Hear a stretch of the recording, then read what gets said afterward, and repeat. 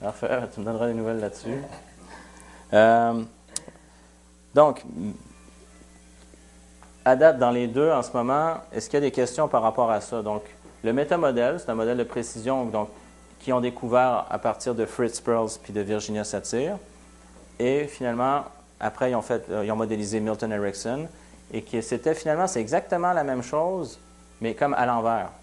C'est dans le sens que un va chercher une précision, et donc vraiment savoir comment tu sais pour croire ça, puis penser ça, et l'autre est beaucoup plus flou pour aller installer un élément qui crée un changement.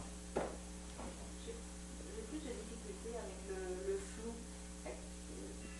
parce que justement dans la précision, c'est facile d'aller plus facile d'aller trouver de l'information, mais dans le flou, pour induire quelque chose. Donc, le flou, OK, parfait. Dans le flou, ouais, ça pourrait dire, par exemple, quelqu'un va me dire « Ah, je ne sais pas si je vais pouvoir changer ça. » Puis là, je pourrais dire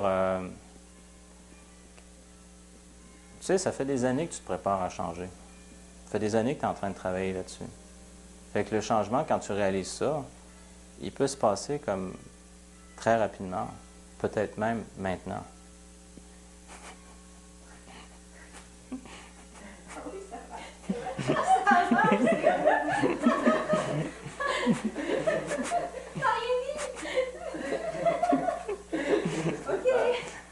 OK, ouais, c'est vraiment une induction. OK. Wow. OK.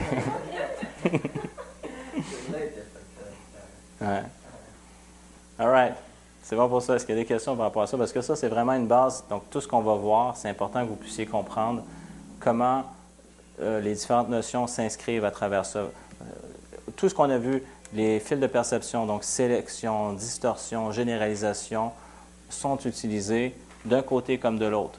Donc, d'un côté, ici, on peut défaire des sélections limitatives ou des distorsions, des généralisations limitatives pour amener la personne vraiment optimiser sa subjectivité. Et ici, on peut carrément créer des sélections, des distorsions et des généralisations qui vont être aidantes pour la personne, qui vont lui permettre d'accéder au meilleur d'elle-même. Donc, c'est comme si on envoyait, je veux dire, un déclencheur, puis la personne, elle se met à accéder de plus en plus à ses ressources. C'est bon pour ça? Ouais. Je me demandais, ça m'a intrigué parce que c'est la méthode, c'est le gars Erickson. C'est donc Milton Erickson, qui était médecin psychiatre et qui a développé l'hypnose ericksonienne que Richard Bandler et John Grinder ont modélisé pour utiliser le modèle de Milton. Je veux dire, l'hypnose comment dire?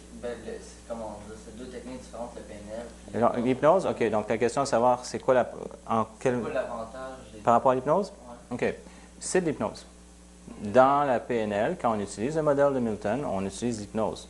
Okay. Simplement qu'on ne se spécialise pas en hypnose. Donc, il y a des gens qui vraiment ils en font une spécialité. Donc, mais ça se complète très bien. Quelqu'un peut étudier en PNL et étudier en hypnose. Moi, j'ai déjà eu des étudiants qui avaient étudié en hypnose et qui sont venus vers la PNL. Okay. C'est complémentaire. Mais je veux dire, quand tu connais les deux techniques, la personne vient te voir pour un problème, ouais. Laquelle, généralement, tu vas choisir la PNL? C'est selon la gravité du problème. Dans la PNL, on retrouve un langage hypnotique qui est le modèle de Milton. Okay. Donc, c'est ça. Donc, c'est un langage hypnotique. Okay. Comme avec l'exemple qu'on a donné, les différents exemples que j'ai donnés avant. Mais il y a des gens qui se spécialisent vraiment à utiliser le langage hypnotique, donc différentes formes d'hypnose, dont l'hypnose ericksonienne à l'état pur, mais qui n'ont pas nécessairement les autres outils de la PNL. Okay. Donc, on pourrait dire que quelqu'un en PNL a différents outils, peut passer par différents chemins, peut avoir cet outil de précision qui n'est pas nécessairement en hypnose. Mais c'est sûr que quelqu'un qui va étudier purement en hypnose va vraiment avoir une maîtrise de ce genre de langage. Okay. Parce que quelqu'un qui est en PNL peut l'utiliser, mais va utiliser d'autres choses également. Okay. C'est tout. Donc, les deux formations sont complémentaires. Okay. C'est ça. Voilà.